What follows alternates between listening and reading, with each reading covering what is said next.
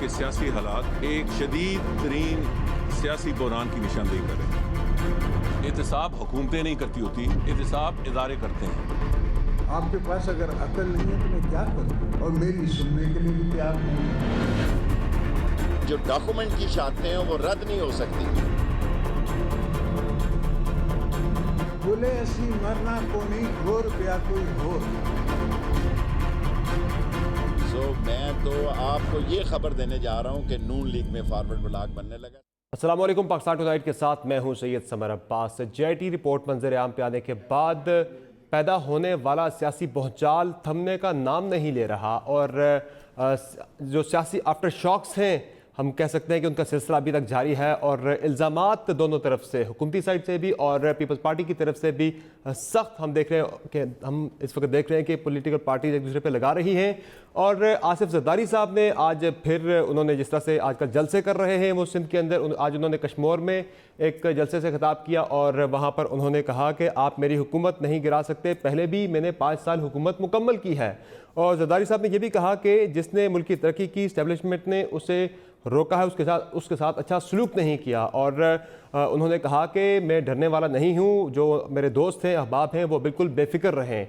और इसके साथ ही साथ आज चौधरी निसार अली खान साहब भी बड़े अरसे बाद आज उन्होंने खामोशी तोड़ी है और मौजूदा जो एहतसाब का अमल चल रहा है इस पर उन्होंने कहा है कि अपोजिशन के जो तहफ़्फ़ुज़ात हैं एहतसाब से मुतल्लिक वो हुकूमत दूर करे, क्योंकि ये एहतसाब इंतकाम में बदलता जा रहा है, तासुर इस तरह से उभर रहा है और आने वाले दिनों में उन्होंने कहा कि सिलसिला इसी तरह से चलता रहा तो सियासी बहरान पैदा हो सकता है। और इसके अलावा सिंध के अंदर ही अगर जो सियासी सूरत हाल इस वक्त चल रही है, कल तक तो मुतालबा किया था पाकिस्तान तहरीक इंसाफ की तरफ से, मुतालबा सामने आया था कि वज़ीर आला का नाम चूँकि ECL में आ गया है, उन पे जो है सारे मामले में कनाइवेंस का इल्ज़ाम है, तो वो अब मुस्ताफ़ी हो जाए वरना उनका घेराव किया जाएगा। और साथ ही साथ चाहे मगोइयाँ भी चलती रहीं सिंध में गवर्नर रूल से मुतल्लिक, लेकिन आज गवर्नर सिंध इमरान इस्माइल साहब ने बिल्कुल इस तासुर को रद्द किया है कि ऐसी कोई प्लानिंग नहीं हो रही विफाक की तरफ से कि सिंध में गवर्नर राज लगाया जाए।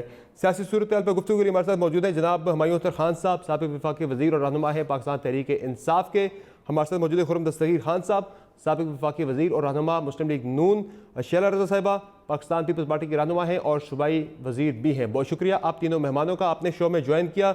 सबसे पहले अगर हम बात कर लें शैला रज़ा साहिबा से कि जरदारी साहब की तरफ से फिर से गिले शिकवों का सिलसिला जारी है। आज उन्होंने जो तकरीर की है सिंध के अंदर, हम ज़रा सुनाएंगे। उन्होंने जो एहतसाब का अमल मौजूदा चल रहा है उनका नाम ECL में डाला गया और हुकूमत से मुतल्लिक जो उनको एक खदशात हैं कि पीपल्स पार्टी की सिंध हुकूमत को गिराने की कोशिशें हो रही हैं, उस पर जरदारी साहब ने कैसे रिएक्ट किया, पहले वो सुन लेते हैं, फिर शैला बीबी का रद्द अमल जानते हैं।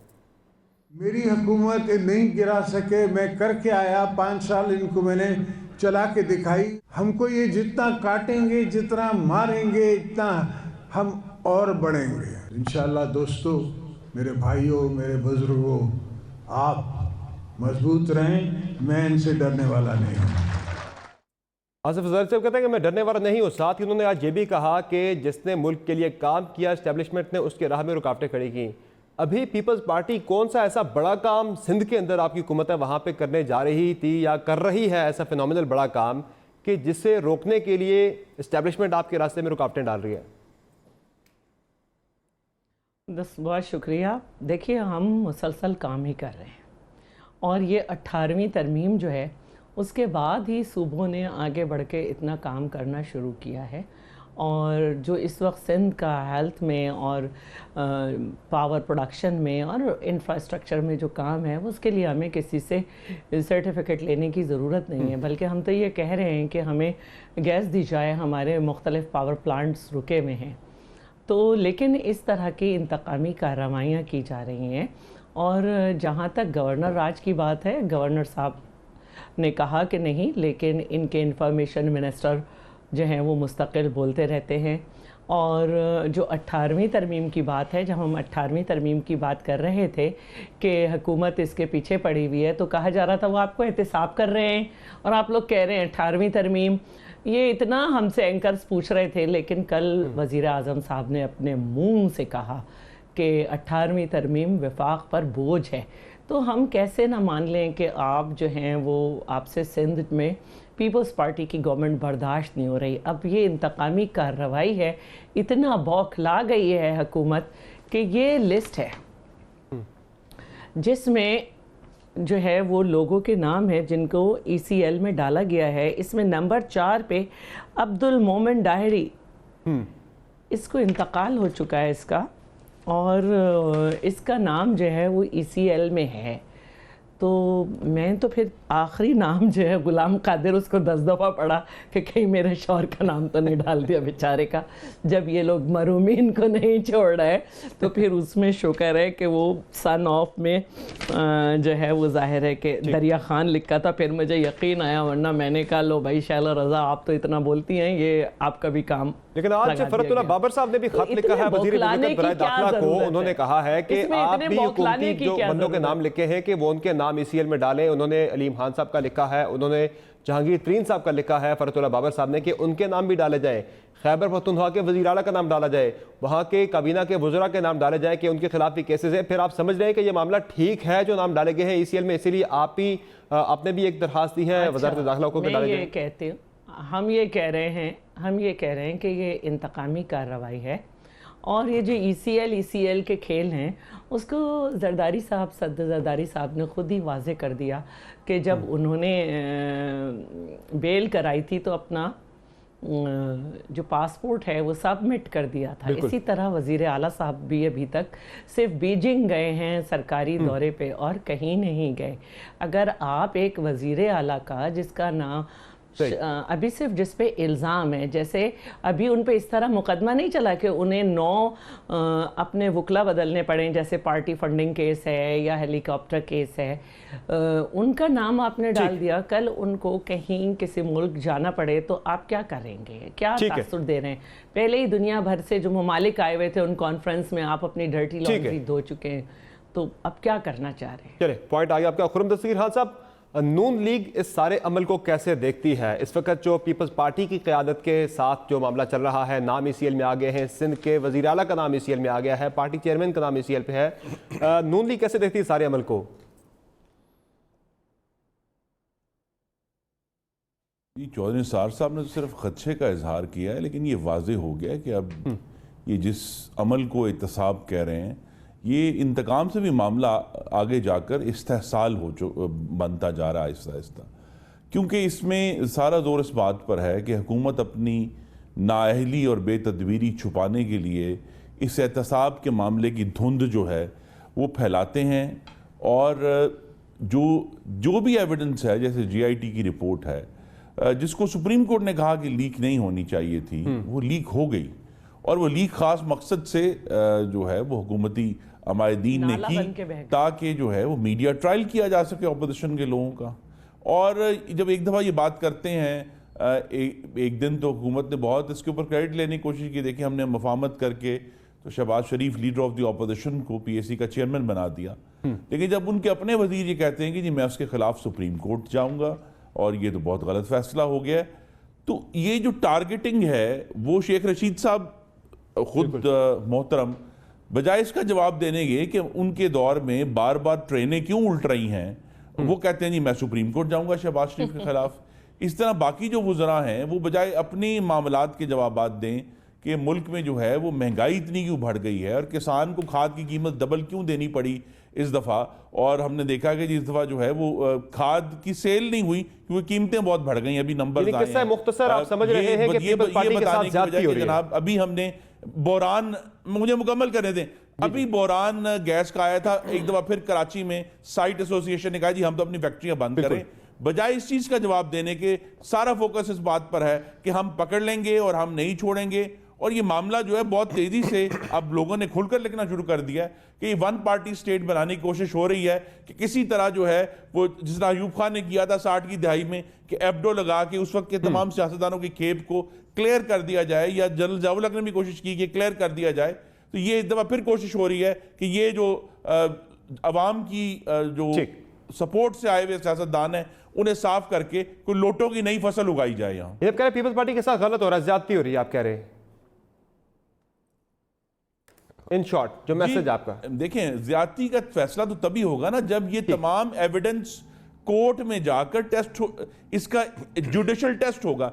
ये बात कि एक इंक्वायरी जो कि खुफिया थी वो तमाम चैनलों में सुबह से शाम तक डिस्कस हो रही है और हुकूमत की जो है वो अपनी इमा पर हो रही है। इसका मतलब ये है कि ये इनका भी यकीन इंसाफ पर नहीं है, ये तो मीडिया से के जरिए एहतसाब और इस्तेहसाल तो फिर नून लीग और पीपल्स पार्टी आपस में कोलैबोरेट करेंगी?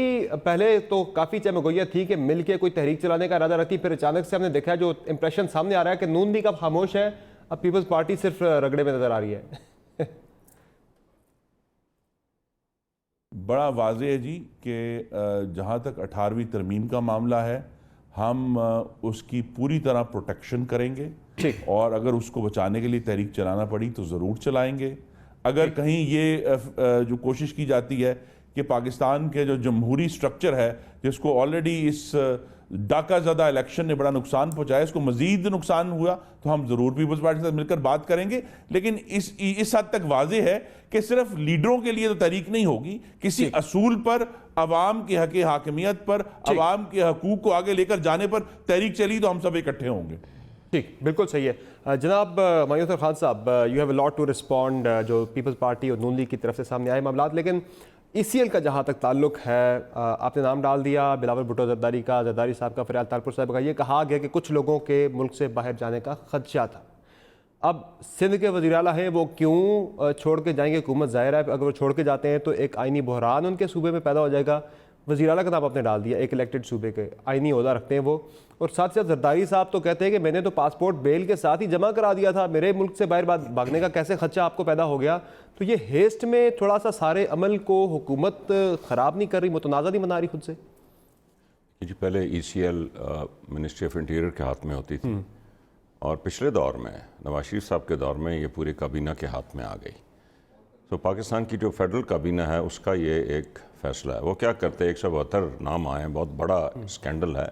साबित क्या होता है क्या नहीं होता, मैं नहीं कह रहा कि ये सब मुलज़म हैं, एलिजिडली उन पे कुछ चार्जेस हैं। तो क्या करते, पिक एंड चूज़ करते, 172 में जो कमज़ोर लोग हैं उनको ECL पर डाल देते, जो ताकतवर उनको ना डालते। क्या ये चाहते हैं आप लोग? जो एक केस चल रहा है उसमें सारे लोगों को ECL में डाल दिया गया, और कौन सा आइनी बहरान आ जाएगा? चीफ मिनिस्टर हर रोज़ जब चाहें पार्टी नए ले आती है या प्राइम मिनिस्टर नए ले आती है, इसमें ऐसा कौन सा आइनी बहरान है कि असेंबली डिसॉल्व हो जाएगी चीफ मिनिस्टर के? वो कह रहे मैंने ऐसा क्या किया है कि मैं सिर्फ ECL में नाम आने पे ओहदा छोड़ दूँ? तहरीक इंसाफ ने कल से मुतालबा भी किया कि नहीं छोड़ते तो घेराव करेंगे। ओहदा तो अमर साहब आज तक पाकिस्तान में किसी ने नहीं छोड़ा, ना वज़ीर आज़म हो, वज़ीर आला हो या वज़ीर हो, सवाए PTI के 2 वज़रा ने, बाबर रवान साहब ने एक सिर्फ रेफरेंस शुरू होने पे ओहदा छोड़ा, और आज़म स्वाति साहब ने अभी रेफरेंस भी नहीं बना, कोई भी बना, अदालत में केस भी नहीं किया, उन्होंने ओहदा छोड़ा। ये रुझान सिर्फ हमने शुरू किया है, वरना ओहदा ने कोई नहीं छोड़ता है इस मुल्क में। डिमांड्स होती रहती हैं, छोड़े गए कोई नहीं। छुड़वाए गए थे ये जी, छोड़े गए थे या छुड़वाए गए थे? पार्टी छुड़वाई जाती है ना, पार्टी हेड कहता है कि छोड़ो। हाँ, अभी भी क्या पार्टी हेड छोड़ो जी, किसने ओहदे छोड़े हैं जी आज तक? ना पार्टी हेड कहता है ना बंदा खुद छोड़ता है ओहदा। तो हाई मॉरल ग्राउंड तो हमने सेट किया है जी, ये इसीलिए हम डिमांड भी कर सकते हैं दूसरों के लिए। दूसरा जी देखिए, ये जितने भी केसेस हैं, चाहे नवाज शरीफ साहब के ख़िलाफ़ हों, चाहे वो पीपल पार्टी के ख़िलाफ़ हों, ये PTI ने तो नहीं शुरू किया जी। जैसे नवाज शरीफ साहब ने 90 की दिहाई में अकाउंटेबिलिटी बोर्ड बनाया, और सैफ रहमान साहब हमारे भाई ने जो सारे 11 साल भुगते, जरदारी साहब ने वो उस ज़माने की उन्होंने वो भुगती जी।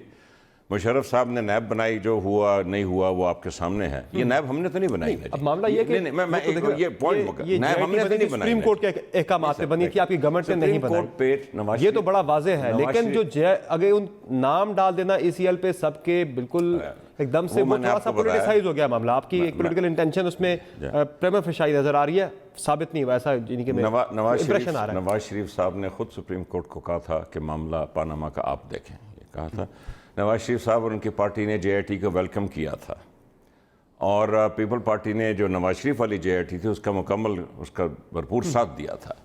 अब को फ़र्क किस्म की JIT, उसी सुप्रीम कोर्ट ने JIT बनाई है, उसी तरह के महकमों के अफसरान इसमें आए हैं, तो अब क्राइटेरिया बदल दिया जाए। देखिए, अभी एपेलेट फोरम्स मौजूद हैं, ये नवाज शरीफ साहब को भी फर्स्ट लेवल ऑफ कोर्ट ने कन्विक्ट किया और एक केस में छोड़ भी दिया, रिलीफ मिला है, एक में छोड़ भी दिया है और एक में आपको रिलीफ भी मिला है।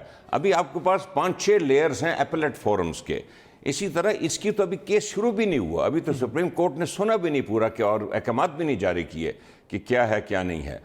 नैब चेयरमैन ना हमारा लगाया हुआ है, पीपल पार्टी और PMLN का लगाया हुआ है, उस दौर का लगा हुआ है ना। हम उसको फारग करके घर भेज सकते हैं नैब चेयरमैन को, वो सुप्रीम जुडिशल काउंसिल जो कि जजेस को घर भेजती है वो भेज सकती है। तो हमारा उस पर क्या असर जी, मुझे ये समझ नहीं आ रही बात। हाँ तो इसमें अमर, इसमें कोई शक नहीं कि PTI के ये ऑब्जेक्टिव सरे फहरिस्त है कि वो अकाउंटेबिलिटी, चाहे उनका को अपना साथी हो, चाहे किसी और पार्टी का हो, या पाकिस्तान में कोई भी हो, अकाउंटेबिलिटी उसके हम उसका साथ देते हैं और हम उसको सराहते हैं। आपकी गवर्नमेंट खुद बना रही है, आपकी पार्टी खुद बना रही है, एहतसाब का एक अमल चल रहा है, JIT की रिपोर्ट आई, सुप्रीम कोर्ट के कहने पे आई, सारा मामला चल रहा है। लेकिन आपकी हुकूमत के जो लोग हैं, आपकी पार्टी के जो लोग हैं, सिंध की पार्लिमानी पार्टी है तहरीक इंसाफ की, वो उठ के सामने आ गई कि वज़ीर आला मुस्ताफ़ी हो, नहीं तो हम उनका घेराव करेंगे, हम सिंध में हुकूमत हटाने की बातें कर, इस तरह की बातें चल पड़ी हैं। तो वो तो फिर पीपल्स पार्टी कह रही है कि असल निशाना तो सिंध गवर्नमेंट है। आप ये सारा मामला, वो फिर एक जो कनेक्शन की बात की जाती है वो फिर तासुर दुरुस्त साबित होता है जब आपके उनके वज़रा इस तरह के बयान देंगे, आपकी पार्टी के लोग इस तरह के बयान देंगे, खुद इस मामले को पोलिटिसाइज तो आपकी पार्टी कर रही है। हमारा बात कितने बयान असम्बली के फ्लोर्स पे PMLN और पीपल पार्टी के बड़े बड़े रहनुमा देते हैं कि हम पहिया जाम कर देंगे, हम शटर डाउन कर देंगे, हम पार्लियामेंट नहीं चलने देंगे। या तो अगर ये बयान देते कि अवाम की हालत बहुत ख़राब है इसलिए हम एहतजाजन बाहर निकलेंगे तो हम मानते भी, या मुल्क में कोई बहुत बड़ा मसला है, लीडरान का मसला है, लीडरान का, बाकी किसी को कोई परवाह नहीं कि नीचे किसी लीडर को कौन जेल भुगत रहा है और कितने महीने से जेल में पड़ा है, जो किसी को पता भी नहीं है। लीडरान की बात है, दरअसल सारी ये है बात, कहते हैं हमारी नाअहली की बात करते हैं। मेरी गुजारिश सुने, वो तो कल बिलावल ने भी कहा है कि तहरीक जो है वो नजरिए पे चलेगी, किसी शख्स की गिरफ्तारी पे नहीं चलेगी। जब तनकीद हुई, अब याद इनको अब आई है, जब केसेस चले हैं तब उनको ये याद आई है। देखिए मेरी बात सुने, हमें नाअहली का कहते हैं, हमें 4 महीने हुए हमें आए हुए।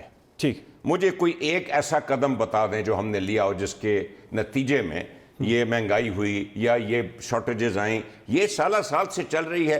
पाकिस्तान की तारीख का सबसे बड़ा करंट अकाउंट डेफिसिट तो हमें मिला, $19 बिलियन का गैप हमने पूरा करना है, जो बनाया आपका हुआ है।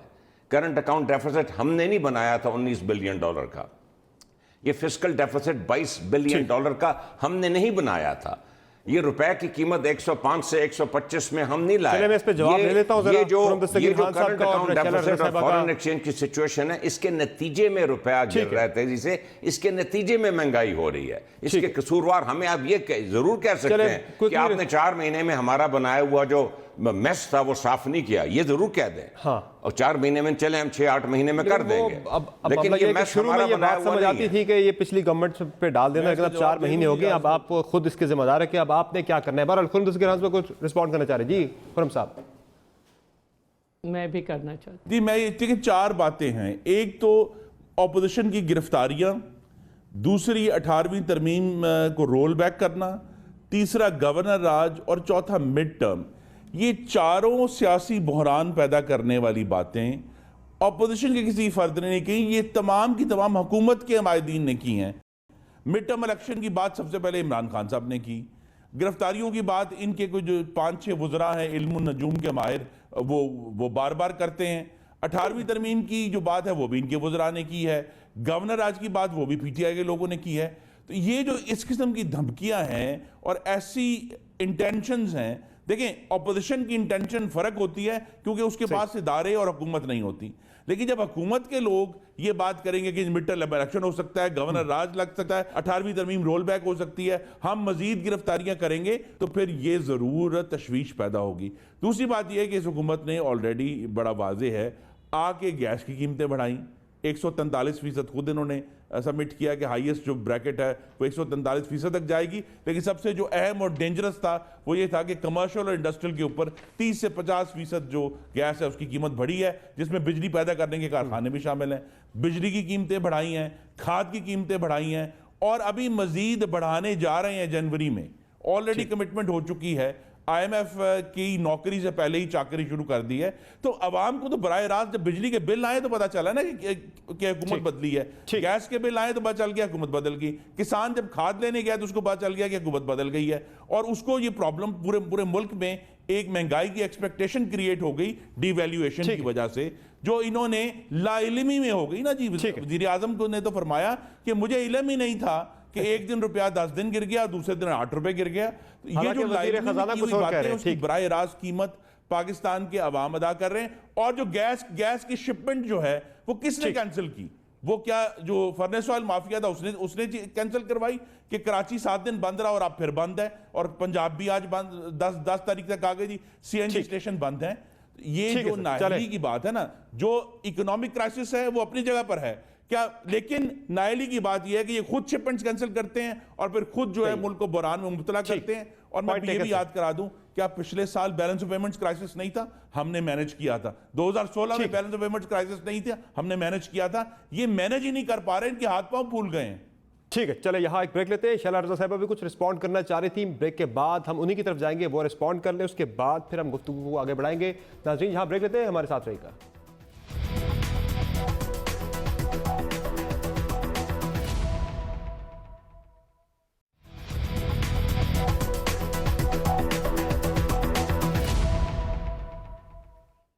Welcome back the show. Shaila Raza साहिबा, ब्रेक से पहले आप कुछ ऐड करना चाह रही थी, आप अपनी बात कर लें, फिर हम गुफ्तगू आगे बढ़ाते हैं। जी हाँ, इन्होंने ये कहा कि हाई मोरल ग्राउंड सेट किया, ऐसी बात नहीं है। रिवाइज्ड लिस्ट में उनका नाम था, सिर्फ शोर मचाया गया। और सिर्फ यही नहीं, जो JITI है उसमें तो नाम ही कंफ्यूज हो गया। दूसरी बात ये है कि ये बात की गई कि उन्होंने कब्ज़े की ज़मीन पे फार्म हाउस बनाया गया है, तो हाई मोरल ग्राउंड पे आपने वो कब्ज़े की ज़मीन वागुजार कराई। कराची में तो आपने 5 लाख दुकानदार 1 मिनट में बेघर कर दिए, तो वो आपने वागुजार नहीं कराया। हाई मोरल ग्राउंड ये होता है कि जब ये आज़म सवाती साहब गए हज मिनिस्टर के ख़िलाफ़ और कुरान पे हाथ रख के इन्होंने कहा कि मेरे पास सबूत मौजूद हैं, तो हज मिनिस्टर जेल में भी रहा और ये कभी अदालत नहीं गए, और सलाम अदालत तो वो कन्विक्ट हुआ, और जब उसकी हियरिंग हुई, नहीं जी मेरी बात सुन लें, जब वो हियरिंग हुई तो मेरा हज मिनिस्टर बरी हुआ और हमारी गवर्नमेंट नहीं है अब बरी हुआ, अपील में बरी हुआ, अपील में ग्राउंड। दूसरी बात, मुझे बरी हो गया, फाइनल जो जजमेंट है वो दैट प्रिवेल्स। अपील में बरी होना क्या बुरी बात है? नहीं, बुरी बात नहीं है, ठीक आपकी बात में भी बरी नहीं हुए।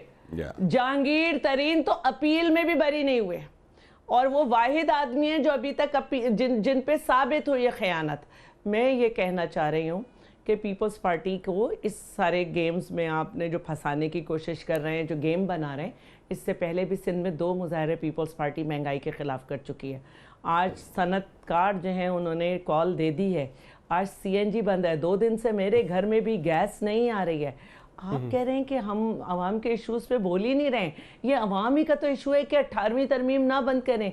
ये अवाम ही का तो इशू है कि हम कह रहे हैं कि हम 158 जो आर्टिकल है आइन का, उसके तहत सबसे बड़े प्रोड्यूसर हमारा सूबा है सिंध गैस का, आप हमें गैस के दे ही नहीं रहे। ये हम किसकी बातें कर रहे हैं? 18वीं तरमीम से अकेले मुझे तो फ़ायदा नहीं है। आप अपने यहाँ देखिए कि खैबर पख्तूनख्वा में एहतसाब कमीशन ख़त्म हो गया और मालाकंड में पुराने क़वानीन बहाल हो गए। यही जब हमने किया था सिंध में कि जी नैप का ख़त्म, और हमारी कैबिनेट ये चाह रही थी, बड़ा शोर हुआ था। इनको अंदाज़ा नहीं है। मैं सिर्फ 1 मिनट आपका लूँगी प्लीज़। श्योर। पहले जब ये बात हुई कि आर्टिकल 6 लगाया जाएगा, उस वक्त भी सिंध के शायर और अदीबों ने यही कहा था कि पानी पे आर्टिकल लगते रहते हैं। आज 18वीं तरमीम से भी जो है वो सिंध में देखें कि राइटर्स लिख क्या रहे हैं। नूरुल हुदा शाह कहती हैं, सिंध फतह करने के शौक़ में सदियों की तारीख़ में कई हमला आवर लश्करों के लाखों हिनहिनाते घोड़ों की टाप टाप रोंद गए सिंध वासियों की आहो बुका। इस धरती की तह में दफन है मगर अयूब, जिया, मुशर्रफ समेत सब बेनामो निशान हुए, मगर सिंध अपनी शनाख्त, तहजीब, ज़बान समेत मौजूद है। तो ये 18वीं इन्होंने इसको दिया है 18वीं तरमीम से जलन भी। तो मैं ये कहना चाहती हूँ कि आप जिसे सिर्फ आप जिसे सिर्फ हमारे एहतसाब की आड़ में जो कुछ कर रहे हैं, सिंध के शायर मायूद खान साहब कह रहे हैं कोई मसला नहीं है 18वीं तरमीम से। आप उस पे मैडम 18वीं तरमीम तो तब्दील हो सकती है सेनेट की अप्रूवल के बगैर। सेनेट में तो आप लोग बैठे हैं, आपको परेशानी किस बात की है? तो वो कह रहे हैं प्रेशर डाल के आप हमें अम्बेसी प्रेशर डालें, वो यही कह रहे हैं ना। हुमायूं अख्तर साहब जो हैं बहुत पढ़े लिखे आदमी हैं, कल भी मेरे साथ थे ये, और आज भी, इसीलिए मैंने प्रोग्राम के शुरू में ही कहा, कल वजीर आजम साहब का बयान है कि 18वीं तरमीम वफाक पे बोझ है। पहले ही दिन से वाउडा, जो आपकी गाली गलोच ब्रिगेड के एक हेड हैं, या एक मेंबर है, सॉरी, हेड तो शेख रशीद या फवाद चौधरी में भी आपस में टाई है, तो उन्होंने पहला ही आते ही कहना शुरू कर दिया था 18वीं तरमीम। अब ये जो बात हो रही है कि हमारे पास 22 लोग हैं या 21 लोग हैं या फॉरवर्ड ब्लॉक है, तो ये 18वीं तरमीम पढ़े नहीं है। 18वीं तरमीम कहती है कि 51% जब तक किसी पार्टी के मेंबर ना हो कुछ नहीं हो सकता। तो मैं ये चाहती हूँ, चलो ये जान लेते हैं मायूद खान साहब से क्या मसला है 18वीं तरमीम से। आप अपने प्राइम मिनिस्टर का हवाला भी दिए, तो क्या मसला है जनाब आपको 18वीं तरमीम से? और जी समय भाई, इस मनी लॉन्ड्रिंग केस में, क्योंकि अभी अदालतों में साबित होना है, आप मुझे समझ नहीं आ रही इतनी बेचैनी क्यों है। अब बात शुरू हो गई 18वीं तरमीम। देखिए 18वीं तरमीम के बारे में हम अपना व्यू तो दे सकते हैं। इस मुल्क में 45% जो फेडरल रेवेन्यू स्टेट की जगह 61% अब सूबों में जा रहे हैं। 2400 बिलियन रुपया इस मुल्क का टैक्स सूबों में चला जाता है, बड़ी अच्छी बात है। लेकिन देखने में यह आ रहा है कि पंजाब में जो पिछड़ा दौर था और सिंध में ज्यादातर इसी पैसे के आगे पीछे समझ नहीं आ रही कि वो गया किधर। ओके, इतनी सी हम बात कर रहे हैं, तनकीद भी नहीं कर सकते, हम एक अपना व्यू भी नहीं दे सकते। 18वीं तरमीम तो तब्दील सेनेट में हो गई जी, 2/3 अक्सरियत चाहिए, वो पीटीआई के पास तो है ही नहीं सिरे से। आप लोगों को किस बात की परेशानी है एक चीज को तो वो यही कह रहे हैं ना, उनका नुक्ता यही है कि आप दबाव डाल के हमारे ऊपर हमें कन्विंस करने की कोशिश कर रहे हैं कि हम वोट कर दें उसके लिए। हम जुडिशियल तो यही कह रहे हैं समर, हम इस मुल्क में पिछले 3-4 महीने जुडिशियल प्रोसेसेस को, लीगल प्रोसेसेस को पॉलिटिकल बना रहे हैं। अब ये 18वीं तरमीम कहां से आ गई? हाँ, हम कह सकते हैं बोझ है जी।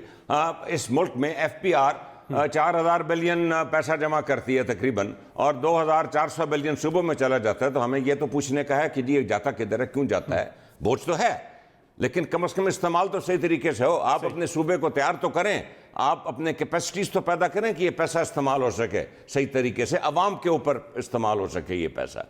इतनी सी बात है सिर्फ। लेकिन ये जो सिंध में राब्ते किए जा रहे हैं, फवाद चौधरी साहब भी कराची जा रहे हैं, उनका राब्ता भी हुआ, अमीर बख्श भुट्टो साहब से उनका राब्ता भी हुआ है, कुछ वहाँ पे भी जोड़ तोड़ जारी है जी। नंबर गेम की अगर हम बात करें तो बड़ा डिफरेंस है। क्या कह रहे हैं वहाँ पे पीपल्स तहरीक साहब, क्या कह रही है वहाँ पे बेसिकली? इन्होंने हमें कहा नहीं कि हम अभी चंद दिन पहले कि हम इन हाउस तब्दीली भी ला सकते हैं, पंजाब में भी नून लीग ने कहा, पार्टी ने नहीं कहा ना जी, चले कहा पार्टी ने नहीं कहा। देखिए पार्लियामानी निज़ाम में, हालांकि मुझे नहीं याद पाकिस्तान की तारीख में 30 साल से तो मैं सियासत में हूं कि कोई इन हाउस तब्दीली आई हो, लेकिन लोग पार्लियामानी निज़ाम में अर्ली इलेक्शन की भी बात करते हैं और इन हाउस तब्दीली की भी बात करते हैं। अगर नून कर सकती है तो हम भी कर सकते हैं कि भी चले हम देखते हैं, शायद हो सकता है कि इनकी जो पार्टी है, जो पार्लियामानी पार्टी है सिंध में, वो खुद ही कोशिश कर रही हो। क्या है हमसे बात करें, फॉरवर्ड ब्लॉक बनाना पड़ेगा। इस वक्त पाकिस्तान पीपल्स पार्टी के पास जो नंबर गेम की अगर हम बात करें सिंध के अंदर, मैं आता हूं आपकी तरफ, 99 अरकान है पाकिस्तान पीपल्स पार्टी के और 68 अरकान है मुत्तहिदा अपोजिशन जो है आपकी, GDA भी है उसमें, MQM भी है उसमें, आपकी तहरीक इंसाफ भी है, तहरीक अलबैक भी है। तो तकरीबन 31 नशिस्तें you are short of peoples party के पास जो इस वक्त मेजॉरिटी है। 17 की शिफ्ट चाहिए ना।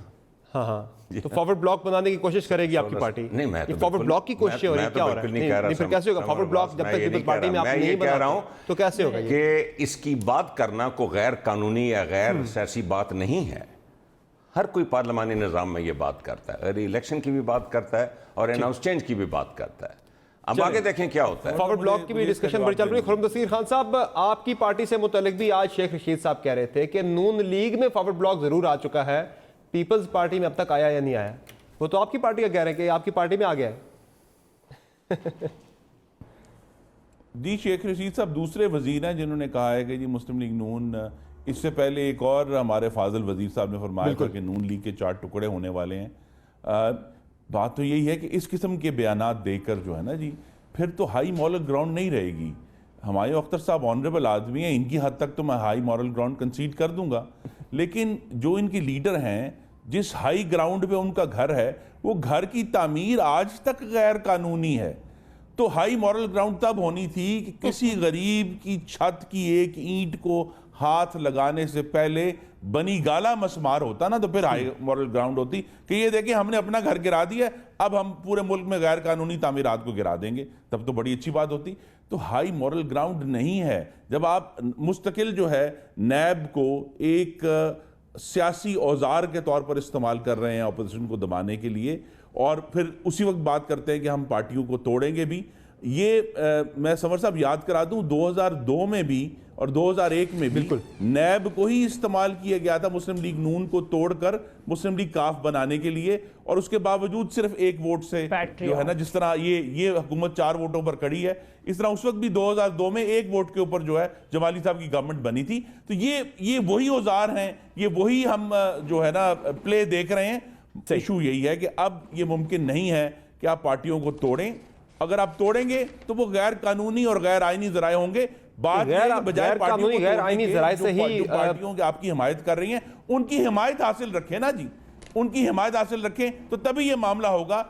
उल्टे पांव नए साल में दाखिल होने की कोशिश कर रहे हैं, ठीक, उल्टे पांव पीछे की तरफ है कि नहीं छोड़ेंगे, और दूसरी तरफ जो मुस्तकबिल है वहां अवाम के मसाइल में हर रोज इजाफा हो रहा है। ना सिर्फ मैं यह कहना चाहता हूं कि मेरे जो साबिक कॉलीग हैं अली रजा आबदी मरहूम, उनका कत्ल जो है उसने जाहिर कर दिया कि कराची में मामलात जो हैं एक दफा फिर पीछे की तरफ जाना शुरू हो गए, और उसमें वफाक जो है वो इंटरेस्ट नहीं ले रहा। अगर खैबर पख्तूनख्वा में दो बच्चियों को, 2 छोटी बच्चियों को, बड़ा इंदोनाक वाकया हुआ है, मैं वो नाम भी नहीं लेना चाहता, लेकिन 2 छोटी बच्चियों को कत्ल किया गया है। अब तो कोई दारुल कादरी साहब जनाजा पढ़ाने नहीं आए, कोई इमरान खान साहब एहतजाज करने नहीं आए, कोई मीडिया वहां नहीं गया, क्या वो बच्चे एक गुजारिश और इनका सारा जोर जो है सिर्फ पकड़ धकड़ पे और गिरफ्तारियों पर है। One quick response. Law and order is a provincial subject as well. Number one. बिल्कुल उसी तरह जैसे शैला साहिबा ने फरमाया कि महंगाई बहुत हो गई है, महंगाई too is a provincial matter to a large extent. तो उसके कंट्रोल के लिए सूबाई हुकूमत हमें पता चलना चाहिए वो क्या इकदाम ले रही है। ठीक, शैला बीबी रिस्पॉन्ड कीजिएगा। साथ ही साथ तहरीक की बातें हो रही थी कि आप तहरीक शायद चलाने की तरफ जाएं। बिलावल भुट्टो जरदारी ने भी कहा, जरदारी साहब ने भी कहा 27 तारीख के जलसे में कि हम लड़ेंगे। कैसे लड़ेंगे? आपके लिए तो हुकूमत बचाना मुश्किल तो नहीं हो जाएगा? जिस तरह से फॉरवर्ड ब्लॉक की बातें आ रही है, तहरीक इंसाफ राब्ते कर रही है JDA से, और सिंध में अपोजिशन की दीगर जमातों के साथ जोड़ तोड़ जा रही है इस वक्त वहाँ पे। अच्छा देखिए, मैं एक बात कहना चाहती हूँ। पहली बात तो मैं बता दूँ कि हमारा तो झगड़ा यही है कि सिंध सबसे ज़्यादा रेवेन्यू कलेक्ट करता है, सिंध सबसे ज़्यादा गैस प्रोड्यूस करता है, लेकिन हमें हमारा हक नहीं दिया जाता।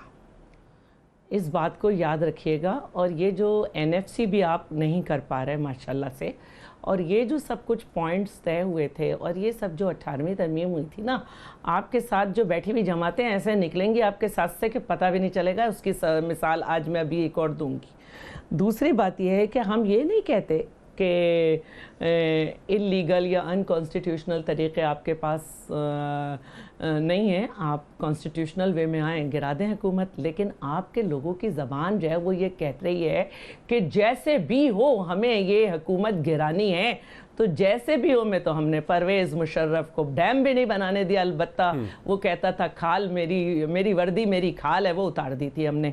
दूसरी बात यह है कि आपने ये कहा कि हमारे इनकी पार्टी का दावा है कि हम सारी अपोजिशन को मिला रहे हैं, और वो नजफ़ मिर्ज़ा की शाबाश देने जुल्फ़ाकार मिर्ज़ा से भी रब्ता करने को कहा गया है।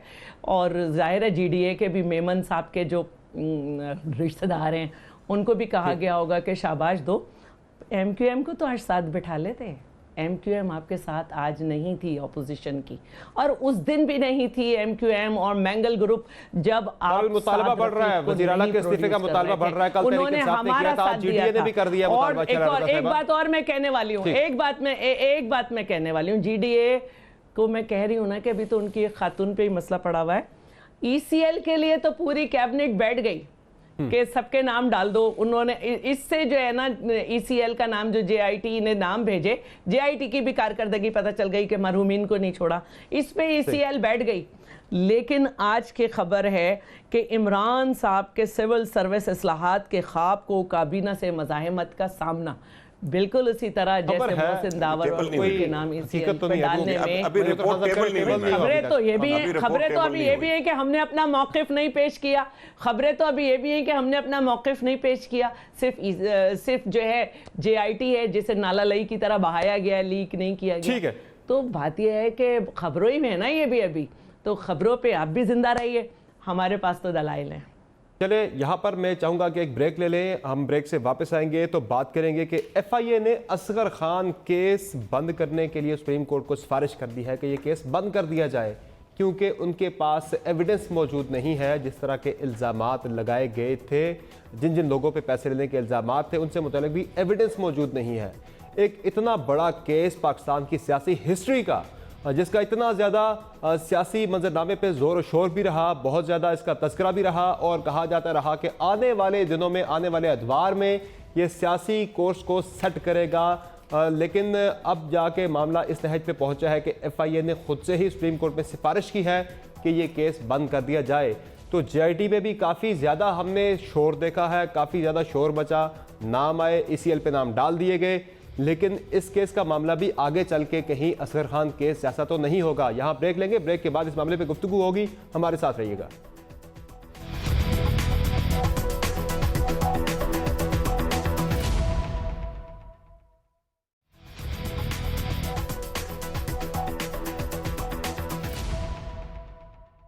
Welcome back the show. जिस तरह से अब एक नाम आया है, इस मनी लॉन्ड्रिंग वाले केस से मुतालिक JIT की रिपोर्ट आ गई, 172 अफराद के नाम ECL पे डाल दिए गए और चोर चोर की गर्दान हम बहुत ज़्यादा आजकल सुन रहे हैं सियासी एक माहौल के अंदर, सियासी मैदान के अंदर।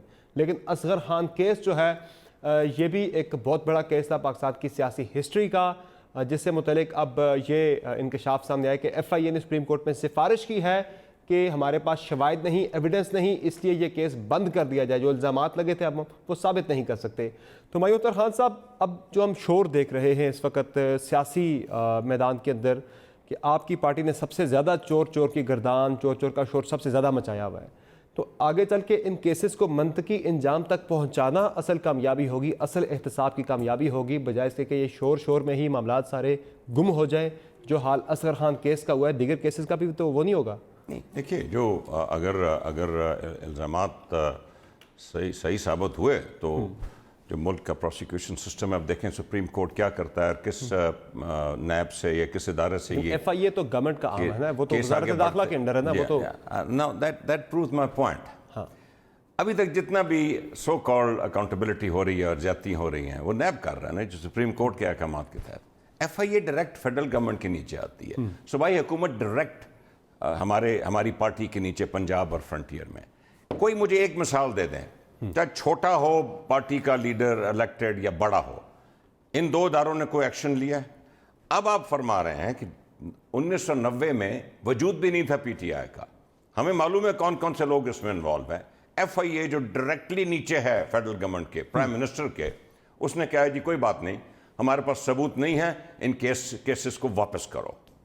ये इम्पार्शियलिटी नहीं शो करती है, वरना FIA से हम 100 काम करा रहे होते, जैसे जी वो आज तक हर हुक्मरान कराता रहा है।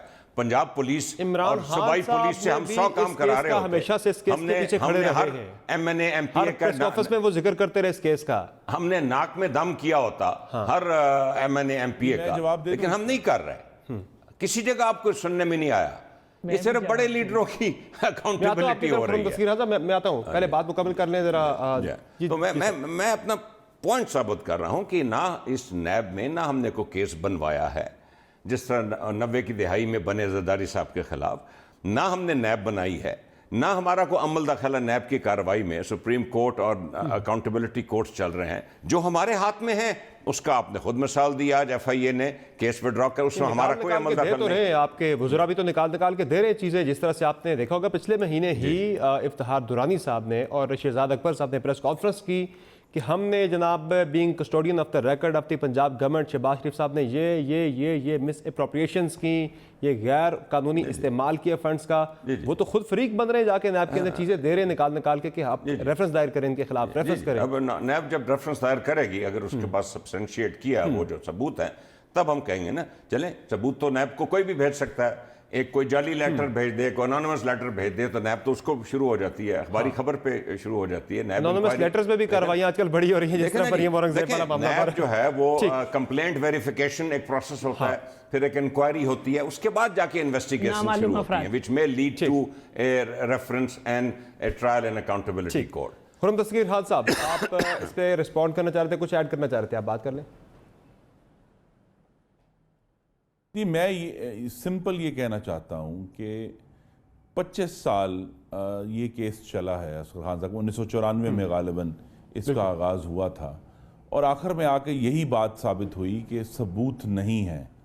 लेकिन वो तमाम लोग जिनके नाम हज़ारों दफ़ा लिए गए हर पेशी के ऊपर, उनकी रेपुटेशंस और पगड़ियाँ उछाली गईं और अब आके कहा गया कि जी हमारे पास तो सबूत नहीं है। अभी जब ये अल अज़ीज़िया रेफरेंस की हेयरिंग हो रही थी एहतसाब कोर्ट में, इसी FIA ने जाके कोर्ट को कहा कि उनके पास कोई एविडेंस नहीं है, ना ही कि नवाज शरीफ ने कोई पैसे भेजे, ना ही नवाज शरीफ ने कभी ये इन असासों की मलकियत ली। उन्होंने साफ लिख कर दे दिया, लेकिन मीडिया ट्रायल तो हो गया। अब यही बात है कि अगर JIT संजीदा थी जरदारी साहब वाले मामले में, तो उनको कोर्ट के अंदर अपनी एविडेंस को संभाल कर कोर्ट में देना चाहिए था और कोर्ट में उसका टेस्ट होना है, वरना फिर हम 24 साल बाद कहेंगे कि जनाब ये तो उसमें तो सबूत ही कोई नहीं थे। और उस वक्त तक जो है, देखिए आज अगर असगर खान केस बंद हुआ है तो उसकी भी शायद यही वजह है कि जो मकासद हासिल करने थे कि दो पार्टियों को साफ करके जो अवाम की हिमायत याफ्ता थी, अपनी जमहूरियत के लबादे में कठपुतलियों को नचाना था। अब जब ये कठपुतलियां नाचना शुरू हो गई हैं तो असगर खान केस की यूटिलिटी खत्म हो गई है, उसको साइड पे कर दें। क्वेश्चन यही है कि हमें बिल आखिर तमाम तर तहफुजात और इख्तलाफात के बावजूद हमें उन्होंने ये या नहीं है। और आखिरी बात जो है, लेकिन इसमें पीटीआई का कोई अमल नहीं है।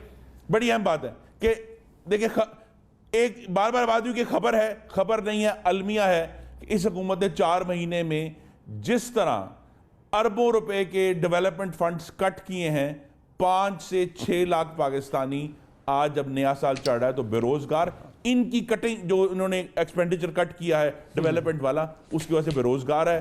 सिंध में कल से बेरोजगारी शुरू हो जाएगी, जिनके चूल्हे ठंडे होंगे।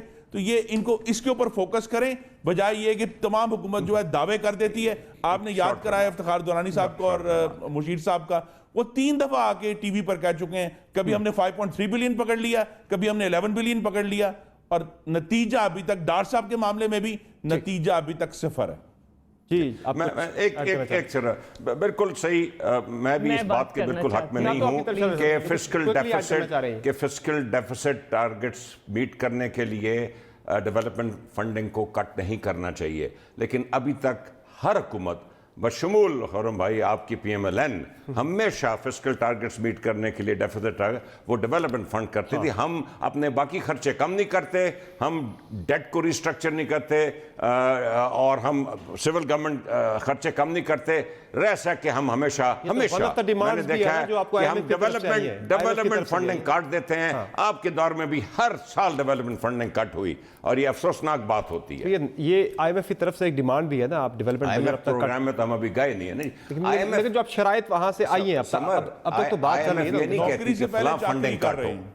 IMF कहती है कि फिस्कल डेफिसिट टारगेट ये है, ठीक, उसको आप जिस तरह मर्जी अचीव करें। शैला रज़ा साहब कुछ ऐड करना चाह रही हैं? जी, मुझे जल्दी से बस कहने दीजिएगा बातें। देखिए, अभी हमें जो बजट हमारा आया था, इसमें इस वक्त की फेडरल गवर्नमेंट ने कहा कि आप अपने डेवलपमेंट बजट की कटौती करें और हमें 21 अरब रुपए की करनी पड़ी, क्योंकि इन्होंने कहा हम नहीं देंगे।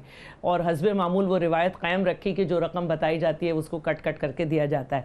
दूसरी बात यह है कि ये जो आपका केस था, ये जो केस था असगर खान केस, इसमें 2 लोग ऐसे थे जिन्होंने कहा, एक आबदा हुसैन साहब, फखर इमाम साहब की जो वाइफ हैं, आबदा हुसैन साहब के, हाँ मैंने पैसे लिए, जी हाँ। और उसमें अल्ताफ़ हुसैन ने कहा कि हमें ऑफ़र दी गई थी लेकिन हमने नहीं लिए। यूनुस हबीब अपने मुंह से कह रहा है, सारी चीज़ें मौजूद हैं। बड़े बड़े फैसले तो आप फर्ज किया और मफरूज़े पे सुना रहे हैं और इसको आपने कह दिया इस तरह। तो FIA ज़रा समझे अपने आप को कि वो कहाँ खड़ी है। JIT बना रही है उसमें मरहूमीन है, इसमें जिसमें लोग कह रहे हैं हाँ हमने पैसे लिए, कह रही है कोई सबूत नहीं है। तो हमें अपने आप को देखना होगा। दूसरे एक भाई ने मेरे बात की थी कि महंगाई की प्रोविंशियल हुकूमतें जिम्मेदार हैं। देखिए ये जो पेट्रोलियम की मसनूआत में इजाफा है, ये वो कह रहे हैं वफाकी और प्रोविंशियल दोनों की बिजली की कीमत आपने बढ़ाई है, गैस की कीमत आपने बढ़ाई है। जब ये तीन चीजें बढ़ जाएंगी तो सब चीजें इससे रिलेटेड हैं। अब गैस नहीं आ रही, 3,000 यूनिट बंद होंगे, 5 लाख लोग बेरोजगार हो जाएंगे। तो ये सब चीजें आपने की हैं, हमने नहीं की हैं। हमारे प्राइस कंट्रोल कमेटीज तो सुबह ही होती हैं। तेल की कीमत $145 पर बैरल थी, हमने सिर्फ $4 फी यूनिट किया। आपके यहाँ $47 पर बैरल है और $27 यूनिट, और अभी बढ़ा रहे हैं आप। जी जनाब जनाब हुमायूं अख्तर खान साहब जी देखिए, मैं ट्रिकल डाउन तो फिर वही बात है कि वफाक से सूबे की तरफ आता है। हाँ। जितनी भी प्राइस कंट्रोल कमेटीज होती हैं, मैजिस्ट्रेट्स होते हैं, ये सारे सूबे के नीचे होते हैं और सूबे का भी एक अहम रोल होता है। मैंने ये नहीं कहा कि सिर्फ सूबे का रोल होता है। और मैंने शुरू में प्रोग्राम में बताया था कि जो हमारे हालात मिले उसमें रुपए की कीमत को क्या हुआ और जो हमें करंट अकाउंट डेफिसिट्स मिले, जो हमें फॉरेन एक्सचेंज की कमी मिली, उनकी वजूहात से क्या नतीजे निकले, ये हमारा कसूर नहीं था। हमारा सिर्फ ये है कि हमने 2, 4, 6, 8 महीने में इस जो बहुत बड़ा मेस था इसको संभालना है, ये हमारी कोशिश है। लेकिन कुछ तो एतराफ़ात खुद किए भी हैं। एतराफ़ किए असद उमर साहब ने गैर मुल्की टीवी इंटरव्यू के दौरान के हमने खुद किया ये सारा कुछ। क्या किया हमने डिवेल्यू हमने किया, एडजस्टमेंट उसकी जो नेचुरल वो कह रहे हमने किया, कीमतें हमने बढ़ाई। नहीं देखिए, तो खुद मानते हैं इस बात को। नेचुरली ऑटोमेटिकली कीमत ऑटोमेटिकली जब देखिए ना, मेरा फॉर एग्जांपल मेरा हमेशा मैं नौकरी से इस मुल्क का वो जो खुरम दस्तगीर साहब बात कर रहे हैं कि नौकरी से पहले चाकरी वाली बात, ये पॉइंट बड़ा वैलिड है। मुझे जरा इस पे सवाल रखने दें कि आपने पहले कीमतें बढ़ा दी, एडजस्टमेंट आपने पहले कर दी, अब IMF प्रोग्राम जब आपका होता है, डील हो जाती है, फिर आपको दोबारा से नहीं करना पड़ेगा? ये डबल बोझ नहीं आएगा आवाम के ऊपर? नहीं, पहले भी आपने कर दिया, फिर दोबारा करेंगे। का प्रोग्राम होता है, कब होता है वो पहले ही हम देखेंगे कि क्या। देखिए इस मुल्क में होता यह है, और मैं इस चीज़ का कभी हामी नहीं रहा, कि इस मुल्क का जो वजीर ख़जाना होता है वो रुपए की कीमत को पता नहीं क्या समझता है कि सेक्युलर रुपए की कीमत एक अंसर होता है ओवरऑल इकोनॉमिक मैनेजमेंट। कोई शक। और अगर आप रुपए की कीमत जो कि शौकत अजीज साहब ने 60 रुपए पे रखी साल, और उसके बाद जब वो गिरी पीपल पार्टी के ज़माने में 2008 में, तो वो 40% गिरी, 7 से सीधा 85 रुपए पे गई। कंट्रोल था वो भी, इसी तरह मेरे भाई डार साहब ने 100-105 रुपए पे रखा, वो उनकी सोच थी। लेकिन मेरी नजर में वो आर्टिफिशियली खर्च हो गया था, आर्टिफिशियली खर्चा करना पड़ा आपको सहारा देने के लिए। स्ट्रॉन्ग रुपया था। और आपने देखा उसके साथ क्या हुआ। एक तो नून के अपने दौर में, और खुरम दस्तगीर साहब को वजीर तिजारत थे, मुझे यकीन है कि क्लोज डोर मीटिंग्स में वो बहुत एहतजाज करते होंगे, क्योंकि रुपए की कीमत को आर्टिफिशियली मजबूत रखने से एक्सपोर्ट महंगी हो जाती है और इंपोर्ट सस्ती हो जाती है और ट्रेड डेफिसिट बढ़ जाता है। ये हमेशा तनाज़ा रहता है कॉमर्स मिनिस्टर का, फाइनेंस मिनिस्टर का, और मुझे यकीन है कि खुरम भाई इस चीज से एग्री करेंगे कि ये आर्टिफिशियली। कंक्लूडिंग रिमार्क्स दे दे, फिर मैंने क्लोजिंग करनी है। जी मैं सिर्फ ये कहना चाह रहा हूँ कि जब सूबों की ऑडिट की बात की गई ना, तो फिर खैबर पख्तूनख्वा का भी ऑडिट होना चाहिए। उनको भी पिछले 5 साल में 600 अरब रुपए के करीब फेडरल गवर्नमेंट ने डेवलपमेंट फंड्स की मद में दिए थे। उनको भी हिसाब देना पड़ेगा कि 41 अरब की पेशावर मेट्रो जो है वो 81 अरब की कैसे हो गई, और उस पर अभी तक गिरफ्तारी कोई क्यों नहीं हुई, कोई गिरफ्तार नहीं हुआ, किसी को पकड़ा नहीं गया कि भाई इतनी मुजरिमाना नहली, और पेशावर जो है वो अभी तक उधड़ा पड़ा है, उसकी डिलीवरी भी नहीं हुई, कीमत डबल हो गई और डिलीवरी नहीं हुई, तो उन्हें भी जवाब देना पड़ेगा। इसी तरह फेडरल गवर्नमेंट जो है, अब जिसको 4 महीने से जायद हो गए, इन्हें भी अब अपने जो ये तमाम जो इकोनॉमिक एक्शंस ले रहे हैं और फैसले करें, इनको जवाब दे। अब ये होना शुरू हो गए हैं।